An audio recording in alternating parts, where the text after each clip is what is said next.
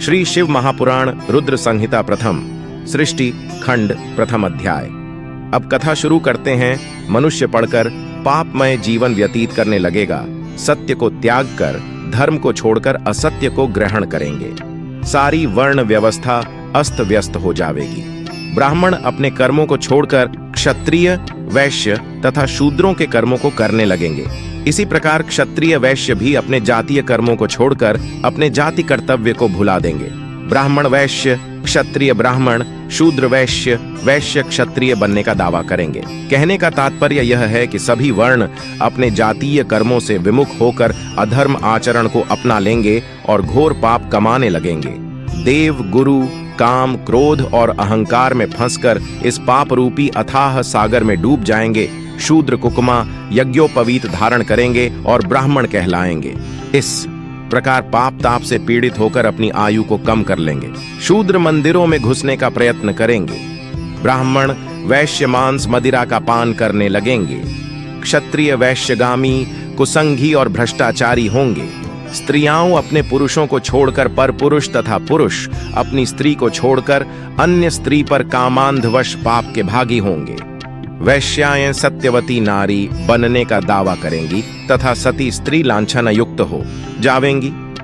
पिता पुत्र, माँ बेटी, गुरु शिष्य का निरादर करने लगेंगे। जप तप शील बिल्कुल नष्ट हो जाएगा। पुरुष स्त्रियों को अपने भोग विलास की वस्तु समझकर उसका भोग करेंगे।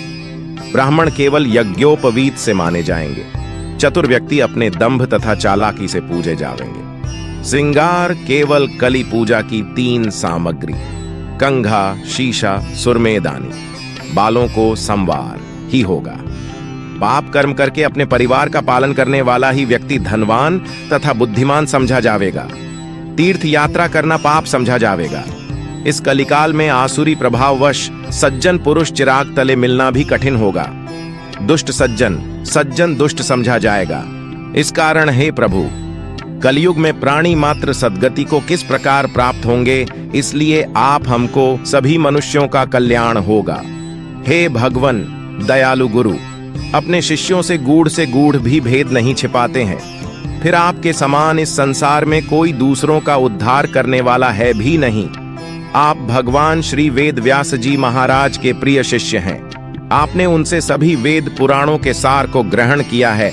सो हे ज्ञानेश, हमारे इस अज्ञान रूपी अंधकार को दूर करके इस आने वाले कलिकाल में पापमय समय से बचने के उपाय को समझाकर हमें मुक्ति के सद्मार्ग को बताएं, जिससे हम सभी जीवों का कल्याण होवे। हे प्रभु, हमारे इस संशय को दूर करो।